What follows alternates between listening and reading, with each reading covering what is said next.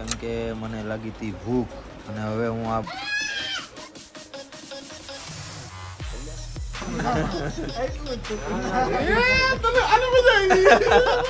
અમે ગુજરાતી છીએ તો એટલું બધું તીખું ના બને. ઉપર પણ વિજય ધરાવે છે.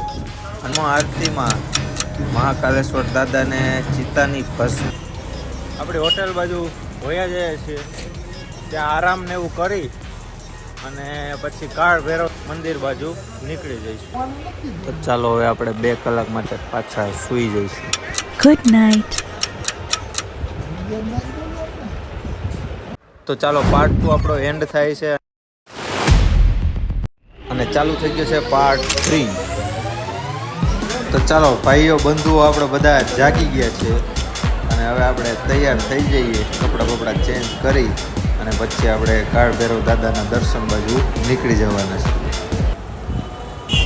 તો જોઈ લ્યો આટલું અંધારું થઈ ગયું છે અહીંયા, બરાબર. આપણે ફટાફટ નીકળી જઈશું, બાકી સાવે રાત થઈ જવાની છે.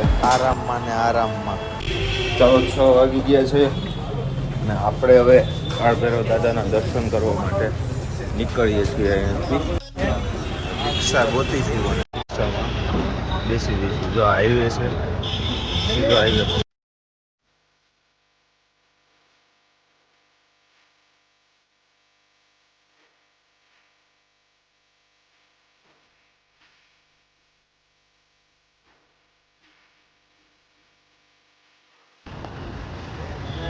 ભૂખડી બારે શું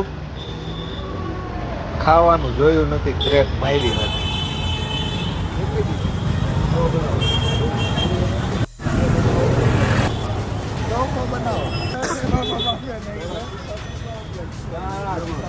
તો ચાલો હવે આપણે ઉજ્જૈનની ભેળ પણ ટેસ્ટ કરીશું.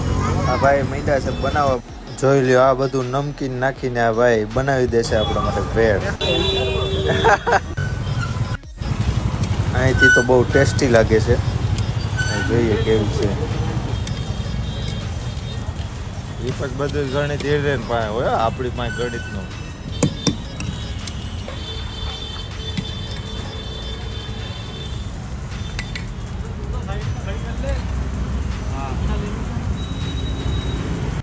તો જોઈ લ્યો આ ભાઈએ મસ્ત મજાની ડીશ તૈયાર કરીને આપણને આપી દીધી છે.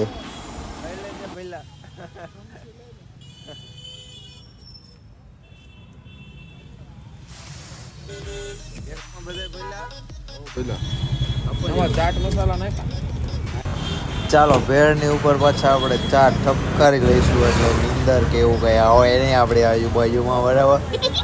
એક આ વિરલનો મોબાઈલ ઘડીએ વળી આવી જાય છે ને વ્લોગમાં, નાની મોટી મેટરો થઈ જાય છે. તો ચલો ચા પાણી પીને હવે આપણે રિક્ષા ગોતીશું. મળી ગઈ છે આપણને આ રિક્ષા, બરાબર છે. હવે આપણે અહીંથી કાળ ભૈરવ દાદાના મંદિરને એ બાજુ જઈશું.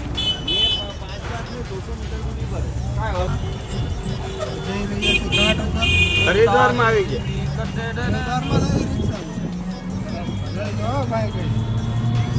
છોકરા સાંભળવા વાળા છે.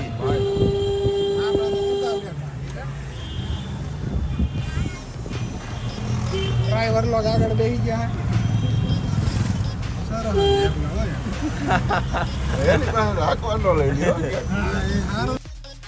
તો ચાલો મંદિરથી 6 કિલોમીટર દૂર છે આપણું કાળ ભૈરવનું મંદિર.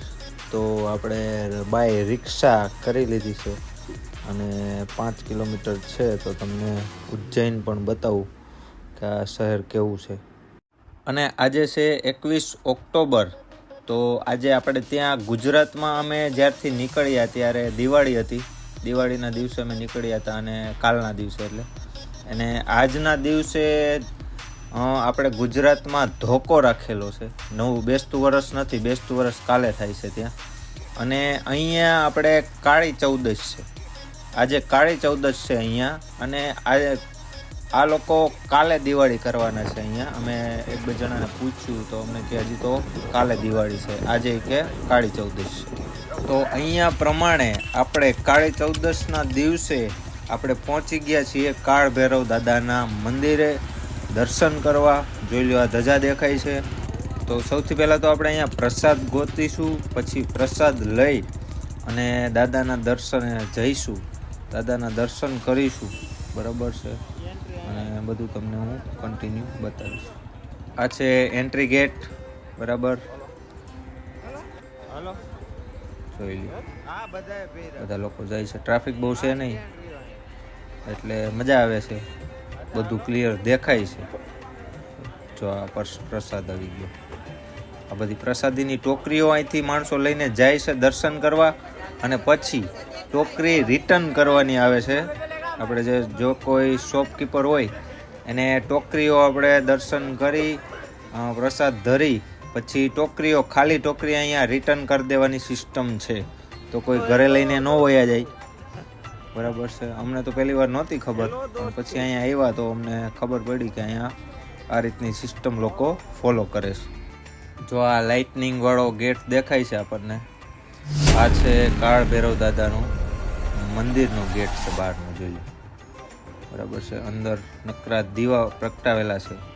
આ આપણે પ્રસાદ લીધી છે, આ દાદાને ધરવાની છે. અને અહીંયા મંદિરની આજુબાજુ લોકો દોરા બાંધે છે. આ દોરો બાંધવાનું મહત્વ એ છે કે અહીંયા તમે કોઈ પણ માનતા માનો કે કોઈ પણ સ્વાસ્થ્ય માટે, ધંધાની પ્રગતિ માટે, પરિવારની શાંતિ માટે, કે પછી તમારું કોઈ પણ અટકેલું કામ હોય તેના માટે તમે જો માનતા કરો તો એ લોકો મનમાં માનતા કરી અને દોરો બાંધી દે છે, બરાબર છે. અને માનતા જેવી પૂરી થાય તો ત્યારે દોરો છોડવાનો હોય છે, પણ મને નથી લાગતું કે આમાં આપણે બાંધેલો દોરો આપણને પાછો ફરીથી જોવા મળે, બરાબર છે. તો આ રીતની બધા માનતા કરે છે. અહીંયા નકરા દોરાઓ આપણે બાંધેલા જોઈ શકો છો તમે આજુબાજુ. અને આ આપણો શાનદાર કાળ ભૈરવનો ગેટ છે, મસ્ત શણગારેલો, બરાબર છે. તો ચાલો હવે આપણે પણ દર્શન કરી લઈએ.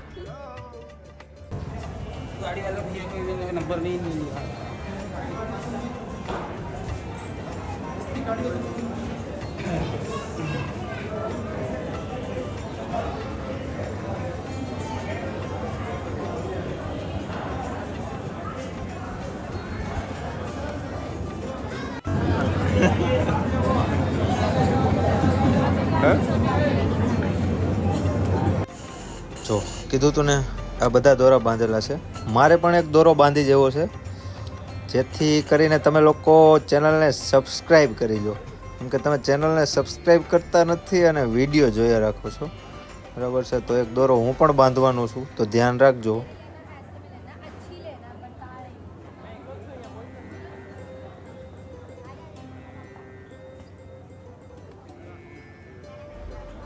જો મિત્રો તમે રૂબરૂ અહીંયા આવો તો અહીંની જે સુગંધ આવે છે મસ્ત દીવડાઓની, તો એ તમને બહુ જ ગમવાની છે.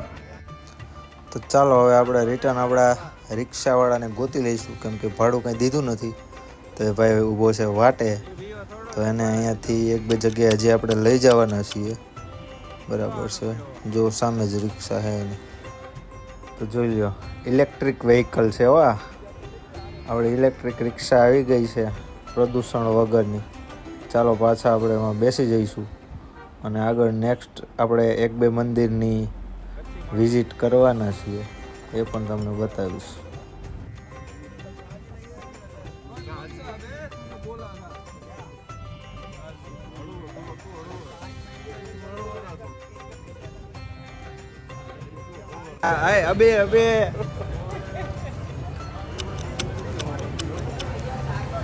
તો ચાલો આ છે મહાકાળી માતાજીનું મંદિર, બરાબર છે, એ પણ તમને બતાવી દઉં.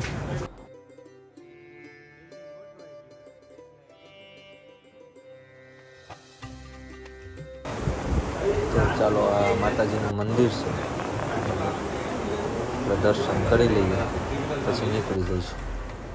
ચાલો દર્શન કરીને આપણે બહાર આવી ગયા છીએ, બરાબર છે.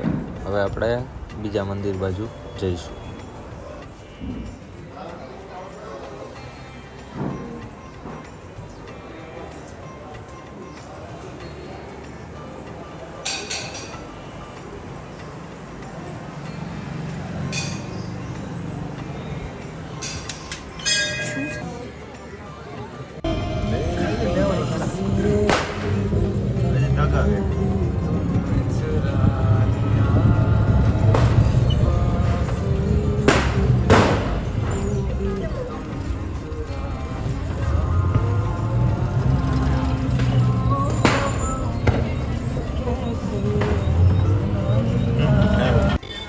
ચાલો રિક્ષાવાળા ભાઈ આપણને માહિતી આપે છે કે તમે અહીંથી અહીંયા જજો, અહીંથી અહીંયા જશો. લોકેશન ને બધું આપણને આપે છે ટૂંકમાં. તો આપણે એ પ્રમાણે ફોલો કરીશું. અને આ છે લક્ષ્મી માતાનું મંદિર આવી ગયું છે અહીંયા આપણે, બરાબર છે. તો એ માતાજીના પણ આપણે દર્શન કરી લઈશું. તો ચાલો દર્શન બાદ આપણે ચાલતા થઈ ગયા છીએ રામઘાટ બાજુ, બરાબર છે.